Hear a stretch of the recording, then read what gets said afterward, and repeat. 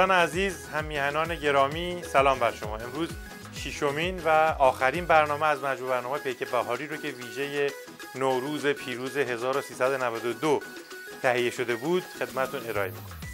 آرزوی سلامتی و شادی و نشاط داریم برای همه شما عزیزان در تمام طول سال و آرزوی موفقیت در همه کارهاتون. امیدوارم که بتونیم با ما در برنامه امشب که آخرین برنامه از این مجموعه هست همراهی بکنیم.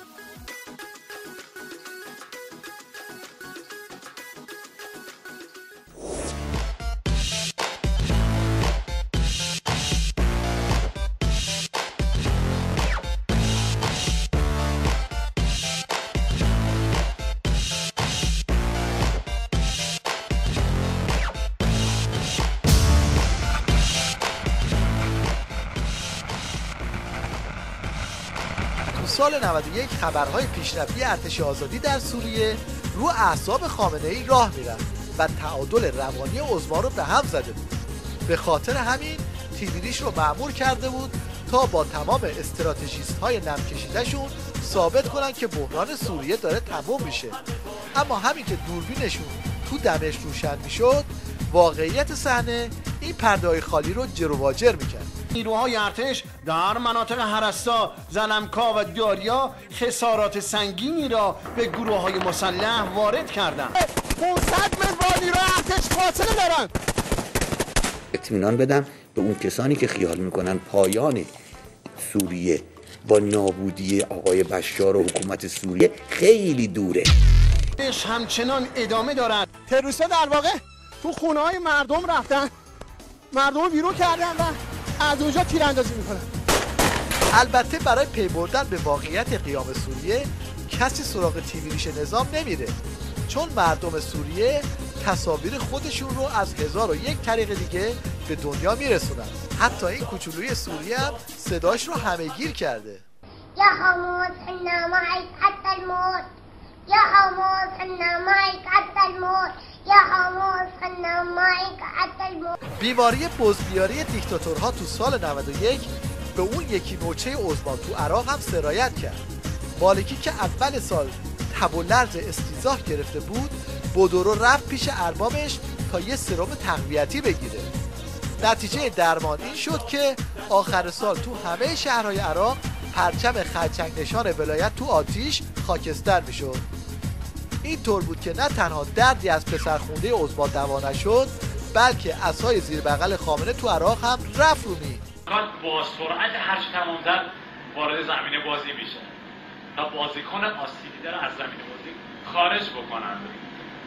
بازیکن آسیبی داره برمی‌دارن و از زمین بازی خارج کنن. کسانی که داشتن برانکار و بازیکن آسیبی رو داشتن خارج می‌کردند به زمین افتادن. حاملین برانکار روی زمین افتادن، یکی نمازار آسیبی داره. خلاصه این که دیگه توی این منطقه جای سفتی زیر پای خامنه پیدا نمیشه. سوریه، لبنان و عراق برای عظمای چلاق عمق استراتژی بود تا نشه ولایت و را، اما وضع اسداهه تو سوریه خراباهه داره میفته و بعد اونم نوبت ما میرسه. خامنه جان جای صفر نیست زیر پاها، باشو جمع کن یه کاری کن تو جهان نیست کسی باها. خامنه جان جای صفر نیست زیر پاها، باشو جمع کن یه کاری کن تو جهان نیست کسی باها. سال 91 سال دهن باز کردن یکی از نوابغ نظام بود، دهنی که یک شبه ره 100 ساله طی کرد و با گذاشتن فیلم‌های خودش تو دنیای مجازی تمام مشنگ‌های نظام رو لوله کرد. بله، بسیجی دهنگشا. با سلام و درود بر ولی امر مسلمین جهان حضرت آیت الله عظما امام خامنه‌ای. بینندگان و شنوندگان عزیز توجه فرمایید. بینندگان و شنوندگان عزیز توجه فرمایید.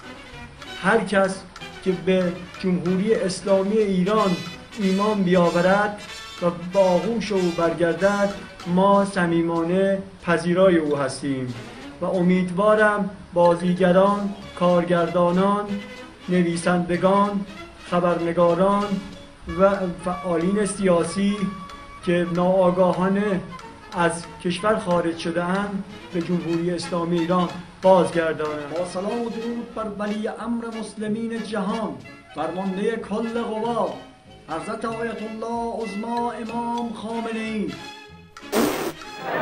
می‌خواهم برایتان مطالبی را عنوان نمایم که سوالاتی که خودتان برای من پیش آورده اید به آن جواب بدهم. آمریکا عادت کرده بود که رکورد اقتصادی خود را با ورود به جنگ جبران کند، اما امروز رکورد حاصل جنگ‌های آن شده است.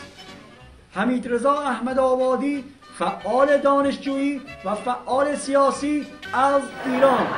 اگه میخواید بدونی که این بسیجی گاگول از کجا به این ایده رسید که این ژست ها رو بگیره، با ما بیایید به یکی از جلسات مدرنیزه کردن بسیج با مدیریت یک بسیجی صاحب سبک به نام عباسی. چند تا چیز رو توی نیروهای مسلح جمهوری اسلامی انقلابیون من باب کردم. یکی آستین کوتاه.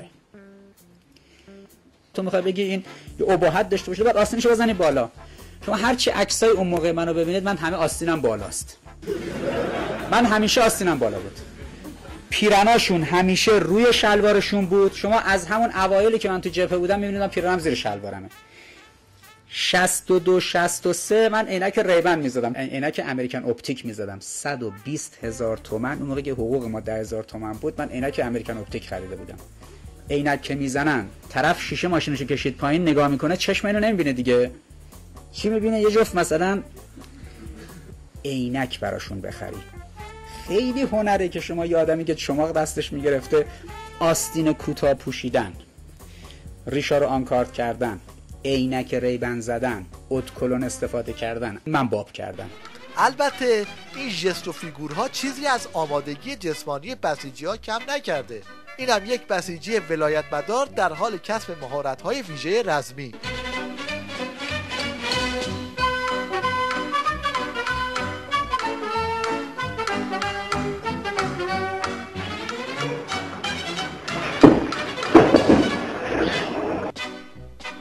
یکی از پاتک‌های تیویریش در جنگ نرم وارد شدن تو عرصه ترانه‌های خارجی بود تا بتونه عرصه رو برای تاثیرگذاری رقبایی مثل یوتو و گریندیز تنگ کنه.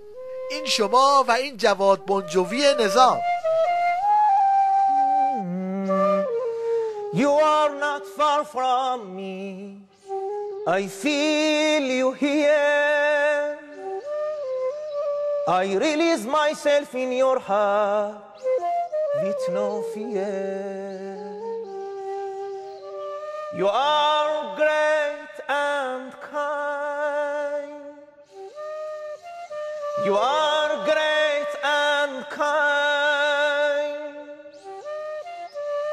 you are always in my mind. البته میزان موفقیت این بابا رو میشه از واکنش‌های مجری صحنه اندازه گرفت. بله، این هم سرانجام ادا در آوردن تو تیوی ریشه که میتونه بعضا خیلی خنده‌دار هم باشه.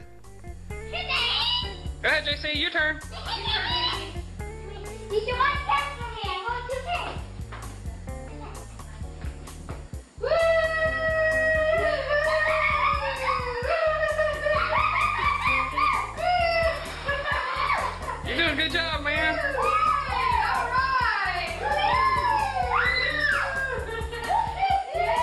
All right. Look at him go. All right.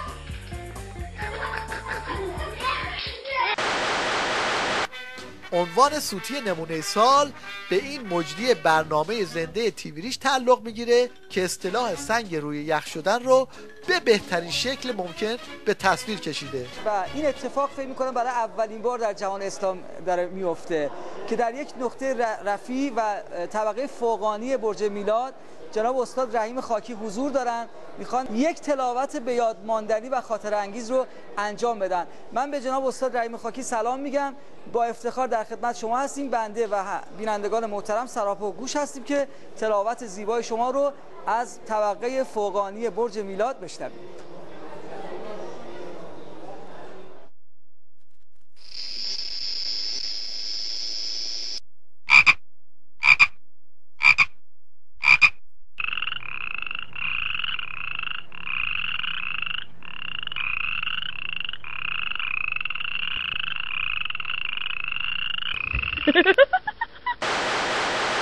در پایان توجه شما رو به دو پدیده استثنایی جلب می‌کنیم که علاقه بسیار زیادی به دیده شدن در جلوی دوربین دارند. یک بسیجی و یک شتر. الرحمن الرحیم. بنده خدمت شما سرکار خانم حسیدو و همه بینندگان محترم شبکه خبر سلام عرض می‌کنم. همینک از خیابان انقلاب و ضلع شرقی دانشگاه تهران به صورت زنده و مستقیم در خدمت شما هستم. به خیابان‌ها آمدند تا یک بار دیگر نفرت و انزجار خود را از جنایات رژیم صهیونیستی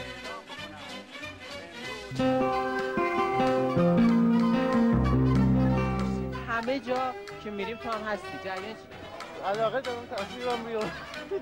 به حرفه شما خیلی علاقه دارم، خیلی. اون وقت فکر نمی‌کنی مثلا بعضی جاهاش اصلا مزاحمت هم ایجاد بشه؟ والا علاقه دارم، عشق علاقه باشه دیگه چی علاقه. تصویر پخش علاقه داری؟ آره شب میشینم خودم tamam bakıyorum خبر. Harran ilçemizdesiniz. Nasıl görüyorsunuz? Nasıl gördünüz Harran'ı? Valla yani severek geldik buraya. Hoşumuza gitti. Gezdik, kaleyi gezdik. Harran'ı, evlerini gezdik. Yani muhteşem de biraz bakımsız, kale bakımsız. Onu